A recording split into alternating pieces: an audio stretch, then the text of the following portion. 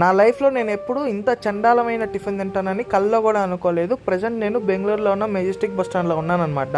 So నేను నా friend అయితే తిరుపతి నుంచి బెంగళూరు మెజెస్టిక్ అయితే రావడం అయితే జరిగింది కొంచెం పని మీద.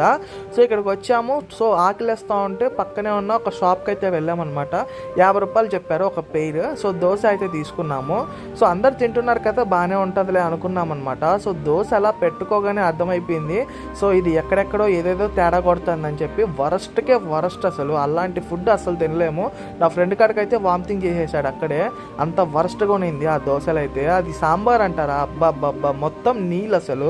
సో ఒక్కసారి తిన్నవాళ్ళు మళ్ళీ ఇంకెప్పుడు అలాంటి హోటల్స్లో అయితే తినరు. బస్ స్టాండ్కి సరౌండింగ్లో ఉన్న హోటల్స్లో మీరైతే అస్సలు తినద్దు, కొంచెం దూరంగా వెళ్ళి తినండి, లేదంటే మీరు కూడా వాంతులు బేజులు అన్నీ వచ్చేస్తాయి అనమాట. సో వీడియో నచ్చితే లైక్ చేయండి, కామెంట్ చేయండి, సబ్స్క్రైబ్ చేయండి, కొంచెం సపోర్ట్ అయితే ఖచ్చితంగా ఇవ్వండి. మీ సపోర్ట్ అనేది నాకు చాలా చాలా చాలా చాలా ఇంపార్టెంట్ అనమాట.